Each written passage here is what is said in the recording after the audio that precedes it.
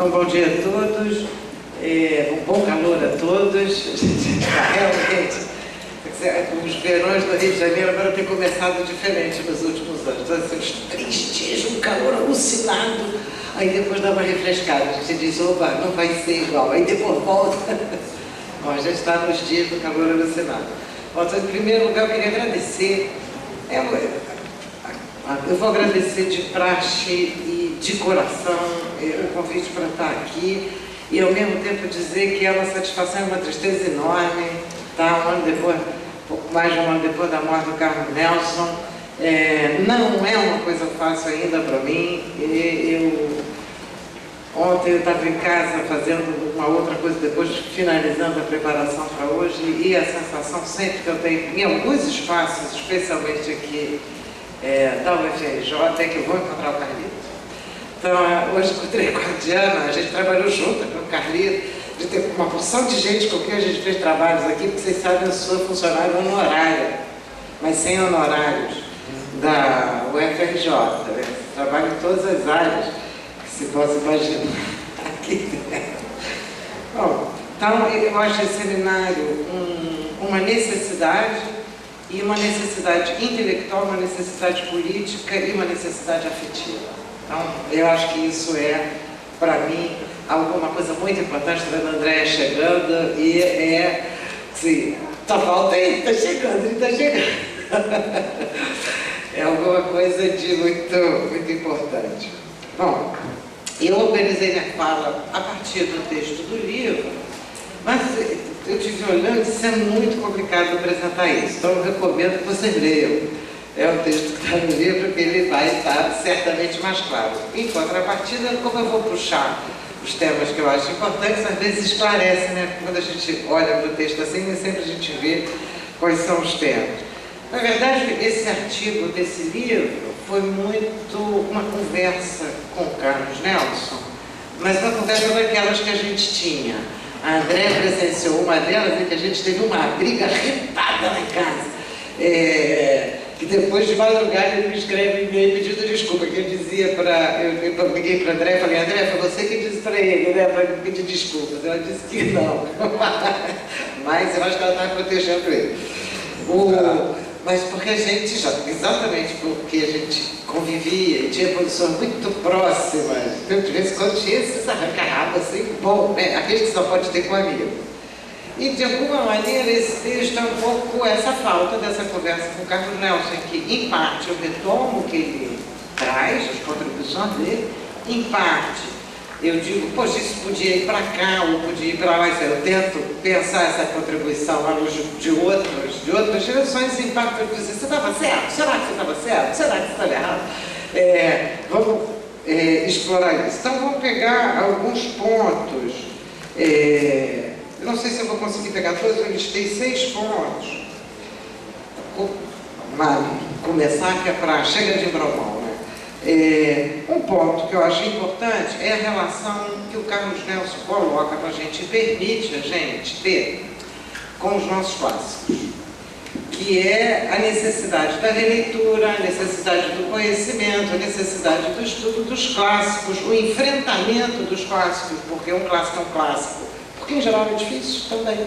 Ele traz uma densidade, uma complexidade maior, mas sem dogmatizar os clássicos. Então, eu acho que essa é uma marca forte do Carlos Nelson, e mais até do que do Carlito, de um grupo que trabalhou com ele, mas acho que isso é uma marca muito importante, que é rigor e seriedade na leitura dos clássicos, mas sem que esses clássicos se tornassem congelados, né, colocados fora do tempo.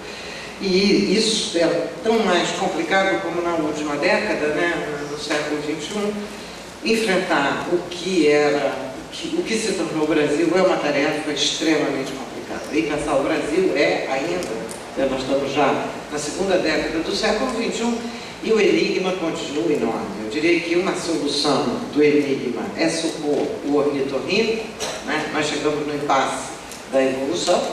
Essa hipótese é uma hipótese bastante trabalhada hoje no Brasil por gente de primeira linha, né? Chico de Oliveira, e todo um grupo grande de pesquisa em São Paulo, mas que não só chega no ornitorrinco, mas também vai pensar as questões do estado de exceção, como um impasse evolutivo. Mas eu pessoalmente acho que isso nos coloca, ao mesmo tempo que aponta um problema real, nós estamos num impasse, mas coloca a gente diante de uma dificuldade terrível, quer dizer, não há elemento de historicidade interna a essa dinâmica do ornitorrinco que permita pensar a superação desses impasses. Então e de alguma maneira isso não é Carlos Nelson. Carlos Nelson tem uma discussão interessante, eu não vou trazer a discussão dele com o ornitorrinco, mas com dois clássicos, só para pontuar, ele comentando que tanto Caio Prado Júnior quanto o próprio Florestan Fernandes, os dois têm uma tendência a sublinhar mais os momentos de permanência do velho do que a emergência do novo. E que isso é um grande desafio, porque isso leva a, em certa medida, a subestimar o novo. E o meu ponto de partida, eu diria que é um ponto de partida quase pessoal, porque uma historiadora trabalha sempre com o velho, mas precisa permanentemente estar encontrando no processo histórico aquilo que não apenas anuncia o novo, mas que integra no concreto, portando o novo. Senão é uma profissão dramática, né? Só de remexer em tumba.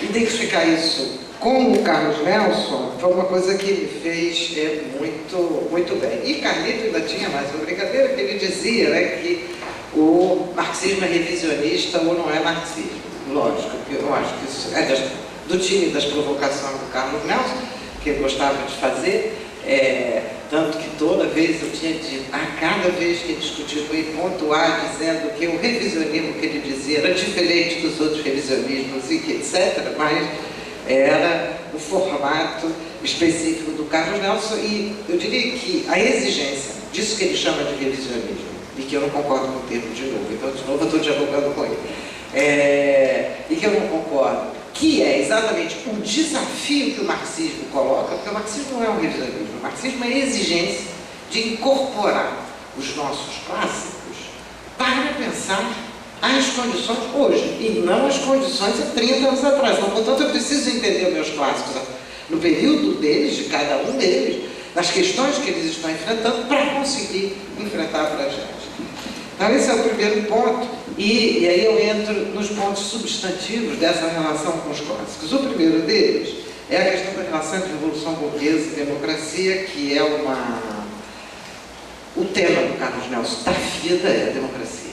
Eu diria que o tema central, não por ter sido o único tema trabalhado, ele trabalhou infinitos temas, mas eu diria que hoje, se eu relendo o Carlos Nelson, a questão da democracia atravessa o tempo inteiro a inquietação do Carlos Nelson. Eu quero deixar bem claro que não é democracia certo? É uma democracia estreitamente acoplada com a questão do socialismo, depois eu chego nela. Primeiro vou pegar a relação com os clássicos e a discussão sobre a relação entre revolução burguesa e democracia. O fato de a gente ter recuperado instituições formalmente democráticas no pós-88 certamente levou o Carlos Nelson a um entusiasmo enorme com a possibilidade aberta no pós-88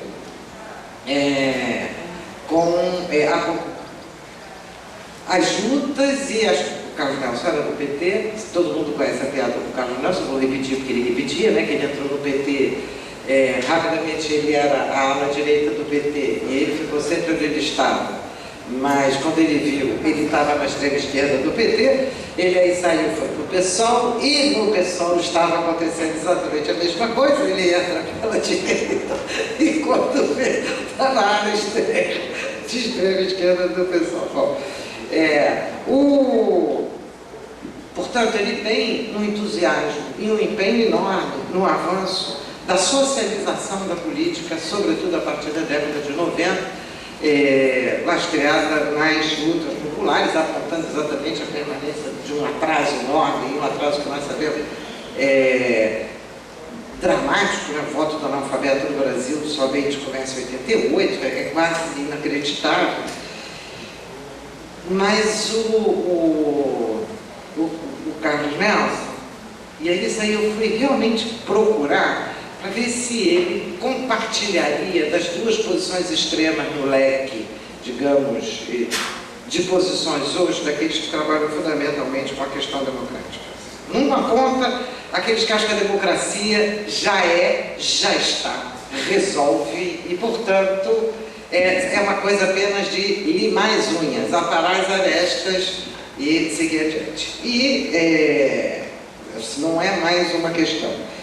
E para o outro, para a outra ponta extrema, a de que a escassez da democracia no Brasil refletiria exatamente a insuficiência de capitalismo e que é necessário, portanto, desenvolver o capitalismo para que cheguemos a um ponto de real democracia. Então a gente vai encontrar num ponto extremo o formalismo, desde o formalismo da ciência política, do institucionalismo, que abandona todos os conteúdos sociais e econômicos da questão democrática.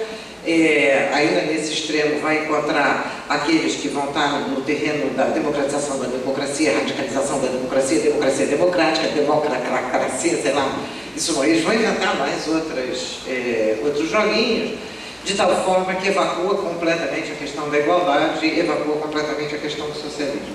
Na outra tese, na tese oposta, é a de que, de fato, a democracia nem é muito necessariamente valorizada, porque o fundamental é o desenvolvimento do capitalismo, que ele permitiria chegar, enfim, em condições mais plenamente democráticas e que, portanto, se trata de uma revolução burguesa incompleta. E sendo uma revolução burguesa incompleta, a tarefa passa a ser a questão democrática, mas a questão democrática submersa no desenvolvimento, ou no desenvolvimentismo, ou no neodesenvolvimentismo, ou no neopós-desenvolvimentismo, como a gente quiser etiquetar.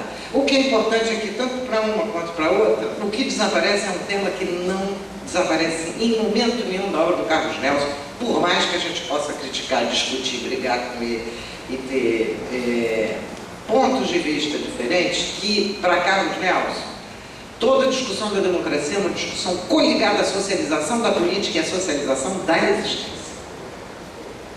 Portanto, mesmo nas posições que eu considerava, discutia com ele, que não eram as minhas posições, que eu considerava que eram muito retraídas de Carlos Nelson, hora nenhuma está ausente a discussão não só da socialização da política, como da socialização da existência, que, portanto, a questão da reflexão sobre a democracia é, para ele, a questão da socialização. Portanto, da produção, da luta pelo socialismo em táticas, em formas ou estratégias distintas. O que não acontece para as outras duas tendências, que as duas estão situadas, digamos, genérica e generosamente do lado esquerdo, né, do espectro político, mas tanto na formalista quanto na de que é a questão da revolução burguesa incompleta que tem que ser feita, o tema da socialização desaparece como não necessário para a primeira e perigoso para a segunda. Bom, o Eduardo já falou, né, da questão das revoluções passivas, do trabalho sobre as revoluções passivas, então eu vou saltar umas partes aqui, vou para o terceiro ponto, exatamente dessa correlação entre democracia e socialização. No texto de 11 exemplos para o item anterior, quando ele discute ainda lá na década de 70, com Fernando Henrique, depois com Rogério Freitas, etc. Mas o que é bem peculiar é que toda essa discussão vem coligada à necessidade sempre de organização dos trabalhadores, tanto na base do partido, quanto sobretudo na cultura. A questão do compartilhamento da cultura é uma coisa absolutamente fundamental para ele. E quando ele está pensando em democracia, luta e socialização, ele num dado momento numa conferência em 94, Notas sobre Cidadania e Modernidade, ele vai brigar um tempão contra a adjetivação da democracia. Dizer que a democracia não precisa de adjetivo. Na verdade, o Carlos Nelson, depois ele corrige, né, a democracia como valor universal para a democratização como valor universal. E, portanto, é mais o processo de socialização do que simplesmente uma instauração jurídico-política. Mas em 94 ele está no auge da briga contra qualquer adjetivo contra a democracia. Eu quero mais, se der tempo, eu vou chegar mais adiante, aqui já mais adiante, mas no século XXI ele já estava chegando à necessidade de adjetivar a democracia, porque não dava conta, né? Mas vamos ver se a gente chega lá. O que vai dizer? Aspas. É um grosseiro equívoco, tanto teórico quanto histórico, falar em democracia burguesa.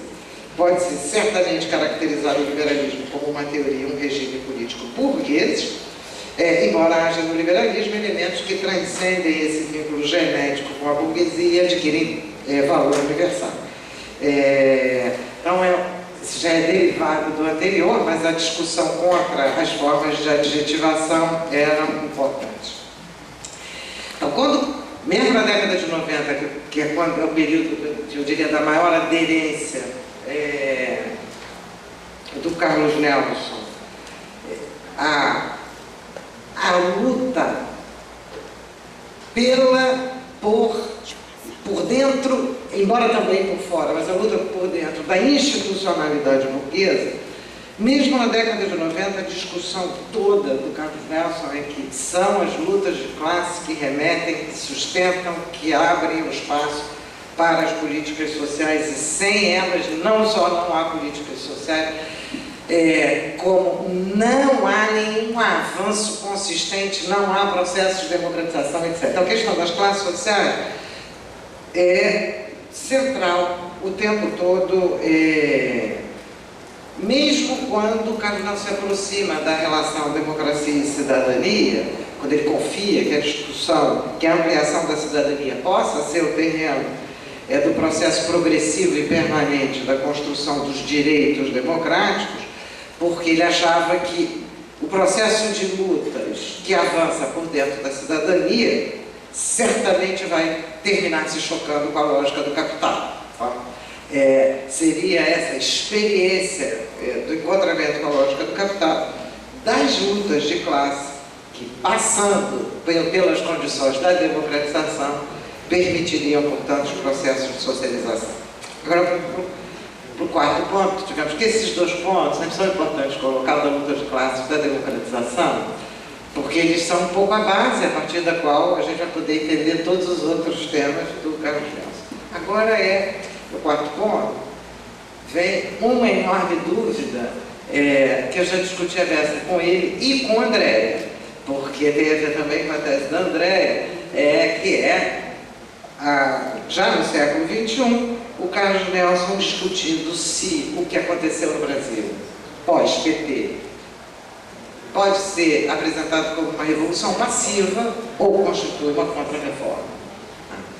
Essa questão é bastante espinhosa, não é uma questão fácil. Eu hoje vou estar só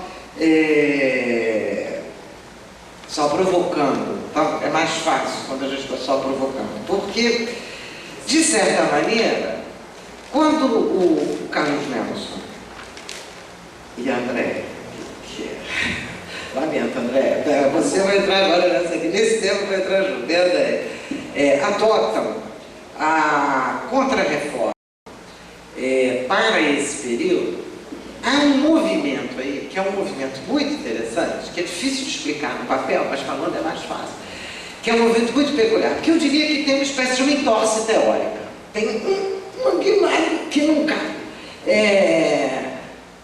Por quê?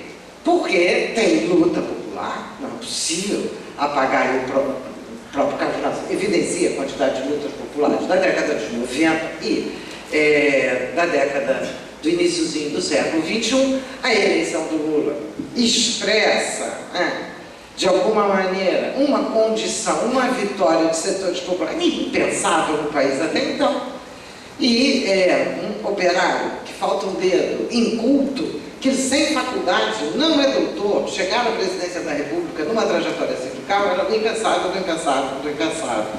É na história brasileira e a gente já não era tão impensável que ele mudasse de lado, né? Mas que ele chegasse era impensável, mesmo mudando de lado. Isso significaria certamente alguma coisa. E o próprio processo do governo, dos dois governos Lula, apontavam para uma situação bem complicada, na qual havia extensão de melhorias imediatas sem correlata extensão de direitos. E que, portanto, como é que a gente analisa isso? Muito próximo das condições da Revolução Passiva.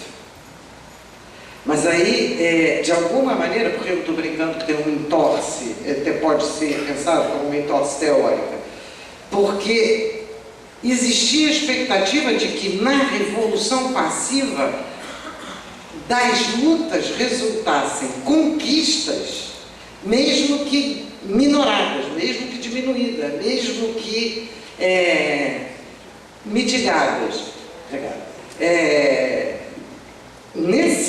No caso aqui, teria melhora sem conquista.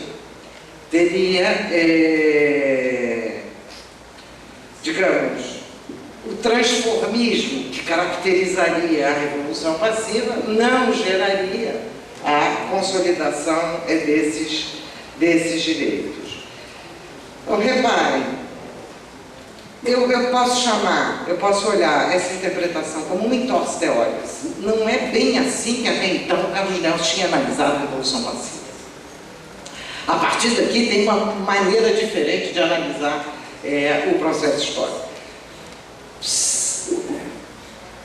Por que essa entorse? Por coerência política? Então, essa é a minha segunda subhipótese. Não era possível admitir politicamente que o que estava colocado aqui como forma política e como forma de organização social fosse aquilo pelo qual ele admitia condições da luta. Isso aqui era inadmissível. Portanto, aquela categoria que teoricamente até então dava conta, agora não dá mais conta, porque ela é politicamente insustentável. Então, a contra-reforma, ou a categoria de contra-reforma, manteria a coerência teórico-política, mesmo que à custa de uma certa entorse teórica. Mas ainda há uma terceira subhipótese, e eu não vou resolver o problema não para vocês, tá? Esse problema é nosso, o problema é comum. E ainda uma terceira subhipótese aqui ou será que nós não chegamos num ponto limite da discussão dos nossos clássicos? Exatamente lá onde eu comecei. O ponto limite da discussão dos nossos clássicos o Gramsci, na década de 30, pensa e analisa as condições da luta de classes no capitalismo expandido nas condições da década de 30. Quando o capitalismo, e a Itália naquele momento, é um país secundário. A Itália, ainda que tenha pretensões, e sobretudo pretensões culturais, o próprio Gramsci mostra, enfatiza, que a cultura italiana, como lembrou o Eduardo agora, a cultura italiana é tudo menos popular. A própria literatura de folhetim importada da França, faziam muitos comentários interessantes. Então, será que haveria uma limitação da nossa análise para as condições de compreensão do capitalismo contemporâneo? E, frente a essa limitação, Carlos Nelson e André, fiéis a Gramsci, mergulhados em Gramsci, buscariam então adequar outra categoria para dar conta desse processo? Será que a relação entre democratização, considerada como direitos políticos, e socialização estaria rompida? Essa é outra. Mas essa questão é a questão que fica, mas para poder pegar essa questão tem de brigar tanto com o Carlito quanto com o André, no sentido de dizer, será que dá conta? Será que é suficiente? Do que nós realmente estamos falando quando a gente abre mão da Revolução Passiva para a contra-reforma nessas condições? Isso me leva a... quanto tempo ainda tem? Tem uns 10 minutos ainda. Isso me leva a trazer, bom, primeira conclusão desse ponto, e trazer uma outra interrogante. Bom, aí é pensando junto com o Carlos Nelson. Vocês imaginam que eu fiquei escrevendo isso, conversando mesmo com o Carlos Nelson. Ora, Carlos Nelson usa muito a expressão economia política do trabalho. A vitória da economia política do trabalho contra a vitória da economia política do capital. Ora, essa expressão da vitória da economia política do trabalho é uma expressão muito rica, porque ela tem muito a ver com salário, preço e lucro, uma discussão do livrinho Salário, Preço e Lucro, que é um livro escrito já depois que o Marx escreveu O Capital, portanto, e que é uma conferência que dizem que todo mundo dormiu na conferência, porque o Marx passa, sei lá, acho que 2 dias inteiros falando, um livro um dia inteiro falando, onde a discussão fundamentalmente do Marx é a seguinte: os operários têm de lutar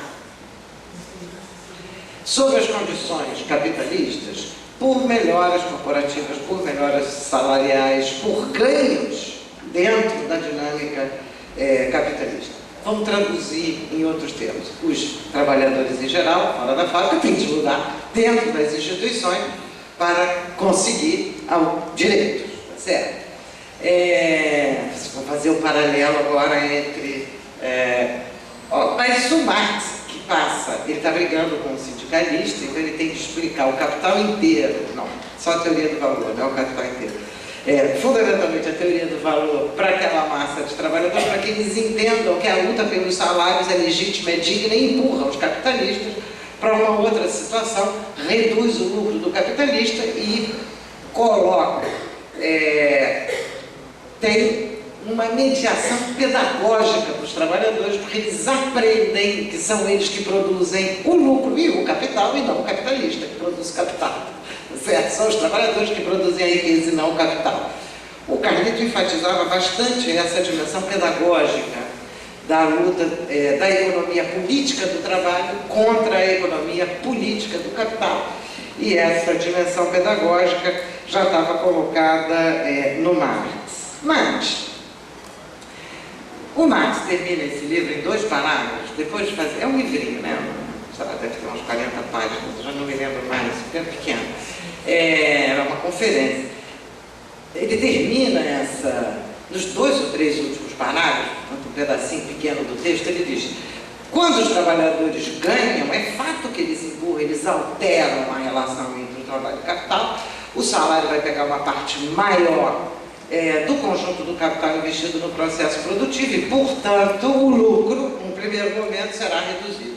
Para fazer frente à redução do lucro, caso as demais condições não se modifiquem, o capitalista tende a aumentar a composição orgânica do capital, portanto, a introduzir maquinaria e aprofundar a questão do mais-valor. E Marx vai concluir dizendo que, embora essa seja uma luta necessária e uma luta legítima e que tem de ser feita, ela é insuficiente.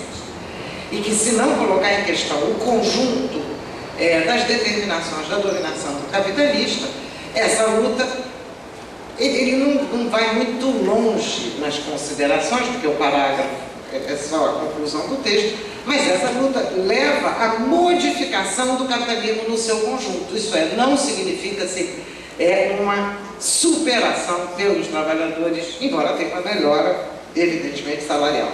Será que a gente podia, a partir da discussão com o Carlos Nelson sobre contra-reforma, por que ele foi usar contra-reforma, e pensar que haveria uma equivalência entre as lutas corporativas no âmbito econômico e as lutas limitadas institucionalmente no âmbito da política e alguma modificação, eu estou usando aqui de provocação a expressão, da composição orgânica da política frente à composição orgânica do capital na economia. Bom, isso aí é um debate para abrir, porque isso aí justificaria a entorse de saída da revolução passiva para ir para a contra-reforma, mas significaria também um chute na canela dizendo, ó, tem de ir além da economia política do capital. Como é que a gente faz da economia política do trabalho?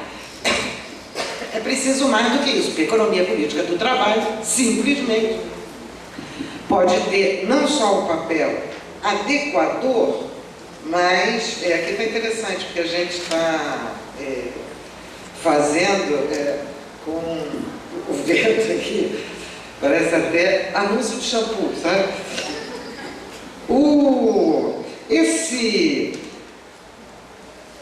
Essa situação peculiar contemporânea, ela vai exigir requalificar a política. Então, se da leitura do Carlos Nelson vem, ou a leitura dele me traz dois temas, que são dois temas fundamentais, né? Todos os temas que estou trazendo aqui estão se juntando, né, no final.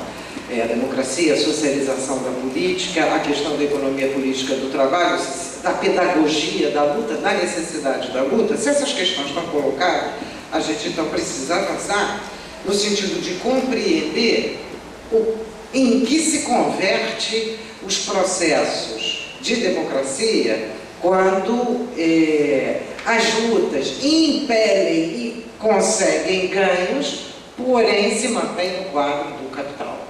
O que significa isso? E hoje a gente está enxergando claramente, não simplesmente um retrocesso. Eu gosto pouco de trabalhar com a noção de retrocesso, porque a ideia de retrocesso supõe que a gente pudesse colocar um freio na dinâmica expansiva do capitalismo e limitar a sua expansão para algum ponto atrás do processo histórico. Desgraçadamente, não há como frear essa dinâmica. Mesmo a crise, mesmo a pior das crises, não freia a dinâmica capitalista. Ela expande as formas mais perversas das pré-condições para a expansão do próprio capitalismo. E, de alguma maneira, é com isso que a gente está lidando hoje. Está lidando hoje aqui, está lidando hoje no mundo. Então, se esse avanço dos processos de expansão significa reprodução do capital e de uma dinâmica política que agora, tendo sido conquista dos trabalhadores, passa a ser agora a forma da incorporação massiva desses mesmos trabalhadores na ordem capitalista, como é que a gente lida com ela? A gente vê o caso europeu, por exemplo, de vários países, onde uma parte, ou do que eu fico brincando com o Carlos Nelson, chamei do democratismo, subversivismo esporádico, dizer que vai todo mundo para a praça, vive um mês de vida absolutamente coletiva, depois volta cada um para sua casa, sem nenhum outro, sem nenhuma transformação substantiva ou uma organização que enfrente, de fato, as determinações de uma totalidade hoje, para além dos Estados nacionais, que conserva e produz Estados nacionais capitalistas, e não só conserva e produz Estados nacionais, mas os desenha hoje segundo um parâmetro supostamente democrático. Essa é a luta de classes. Vou dar um exemplo aqui, acho que na década de 2000, um carinha chamado Fukuyama, vocês conhecem? Escreve um livro chamado A Construção de Estados. É bem interessante, porque ainda, acho que é 2003 ou 2004 o livro, ainda naqueles anos, muita gente acreditava que a gente estava marchando celeremente para o fim do Estado-nação. E ele está claríssimo o quanto construir Estados, montar, desmontar, fazer e refazer Estado, é hoje um dos dados da dinâmica da expansão do capital e da lógica capital imperialista. Eu vou usar a minha própria caracterização, porque eu acho que o que a gente vai ter de pensar é qual é o formato do capitalismo contemporâneo.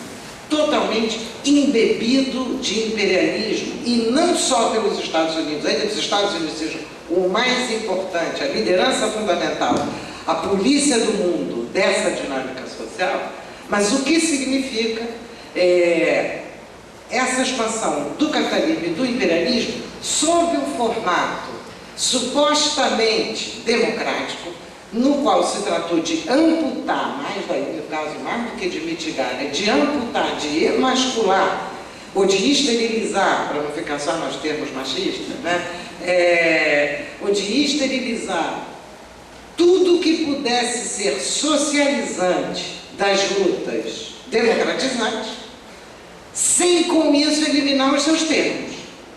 E, em boa medida, nós mesmos fomos, em alguma medida, abrindo ou admitindo que a conquista democratizante, sem a contraparte da socialização da existência, seria um avanço. Reparem, a gente sai da suposição de que o socialismo e o comunismo são uma exigência e uma necessidade para a admissão de que talvez, quem sabe, se a gente fizer meramente conquistas democratizantes, algum dia, talvez se abra o espaço, a janela que permitirá chegar lá. Eu não acho que era isso o Carlos Nelson. Nós só não acho, não tenho certeza que não era, embora, como qualquer autor, vai ter gente que vai seguir Carlos Nelson por aqui, mas isso, o próprio Gramsci foi transformado em muitas colorações para além do vermelho que lhe caracteriza, não é? Mas o que eu estou tentando dizer é que, a partir das inquietações do Carlos Nelson, são inquietações do Carlos Nelson, me parece que a questão que se abre é necessariamente mais ampla. E a questão mais ampla é enfrentar a tendência contemporânea a de que o enquadramento de lutas cujo conteúdo é socializante seja feito num âmbito abstratamente democratizante, tão abstrato quanto a forma da dominação do capital do ponto de vista econômico, e que isso permita ou ajude a impedir que a reivindicação substantiva pela socialização da existência se limite a democratismos, subversivismos esporádicos que vão trazer palavras de ordem amputáveis e esterilizáveis, e que a gente siga, digamos, na economia política, seja do capital, seja do trabalho, e não na mais radical crítica da economia política. Bom, por último, eu já estou no fim do meu tempo, eu acho que é por isso, mas aí eu já estou fazendo inferências aqui, que eu não fiz no texto, porque eu fui mais cautelosa, eu acho que é por isso que nos textos mais recentes, Carlos Nelson voltava a adjetivar a democracia. Tinha democracia americana, tinha democracia europeia, tinha democracia demais. Começava a ter de separar o que seria, em que teriam se constituídos os processos, tanto no caso brasileiro, ele está estudando principalmente o caso brasileiro, eu é que estou trazendo as questões do Carlos Nelson para um âmbito mais extenso. No caso brasileiro, em que teria se tornado essa questão democrática. E apontando que a gente vai precisar, sem abrir mão da certeza de que toda e qualquer conquista democrática resulta da luta pela socialização da existência, não mais aceitar a separação entre democracia e socialização, porque ela é o caminho da captura da democracia para o espaço do formalismo, ou, eu usei uma expressão que é uma expressão um pouco peculiar, mais para uma política de redução de danos do que de transformação substantiva da existência. Bom, para concluir, eu quero voltar lá para o começo e dizer o seguinte: não é à toa, quando eu voltei para a discussão dos clássicos para encontrar no Carlos Nelson como ele relacionava revolução burguesa e democracia, e, portanto, socialização da existência, porque essa é uma questão candente para nós hoje. Nenhum ganho político, social, ideológico, econômico que não tenha a chancela da socialização da existência é um luto que conserva e supera o processo de luta para adiante. Ao contrário, ele tende a desgastar, eliminar o sentido da luta, desqualificar a própria luta, em nome da contraposição entre democracia e socialismo. Então eu quero, a última frase, eu queria concluir como o Carlos Nelson fazia sempre, dizendo: comunista, né, convicto e confesso. E eu acho que hoje a gente vai ter de avançar, sair até do socialismo e chegar mesmo no comunismo como questão central que norteia, inclusive, a discussão democrática. Obrigado.